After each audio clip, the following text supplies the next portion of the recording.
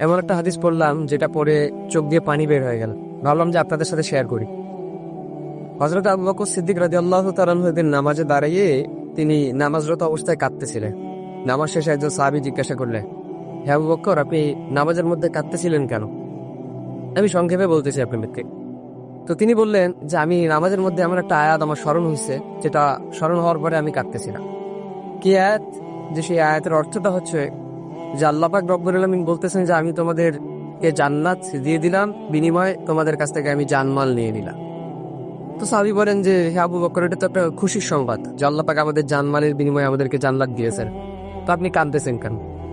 আবু বকর সিদ্দিক রাদিয়াল্লাহু তাআলা আনহু বললেন যে আমি আজকের আগ পর্যন্ত এটাকে খুশির সংবাদ মনে করতাম, কিন্তু আজকের পর থেকে আমি এটা শুনলেই, এটা মনে করলেই আমার কান্না চলে আসে। কেন? যে তুমি তো জানো আমার একটা কাপড়ের দোকান ছিল।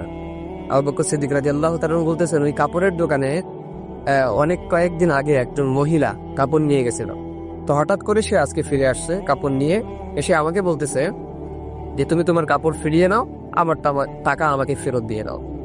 আবু বকর সিদ্দিক রাদিয়াল্লাহু তাআলা আনহু বললেন যে আপনি তো অনেক আগে কাপড় নিয়েছিলেন, এখন ফেরত দেওয়ার কারণ কি?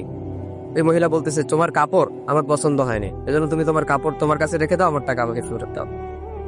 আবু বকর সিদ্দিক রাদিয়াল্লাহু তাআলা আনহু বলতেছেন আমি কাঁদতেছি এটা ভেবে, কিয়ামতের ময়দানে সবাইকে যখন উলঙ্গ করে দাঁড় করানো হবে, সেদিন যদি আল্লাহ পাক রব্বুল আলামিন আমাকে বলে যে আবু বকর তোমার জানমাল আমি তোমাকে দিয়ে দিলাম, বিনিময়ে তুমি আমার জান্নাতকে আমার কাছে ফিরাই দিয়ে দাও, সেদিন আমি আবু বকরের হালত কি হবে?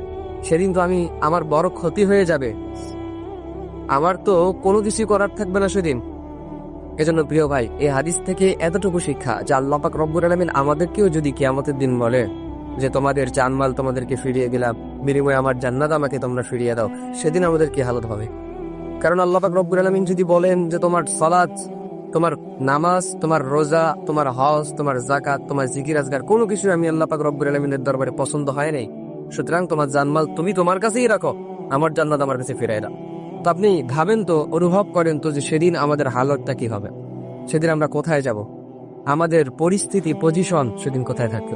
সেদিন তো কেউ কাউকে চিনবে না, সবাই শুধু হাহাকার হয়ে ছুটবে এক একটা নেকির জন্য।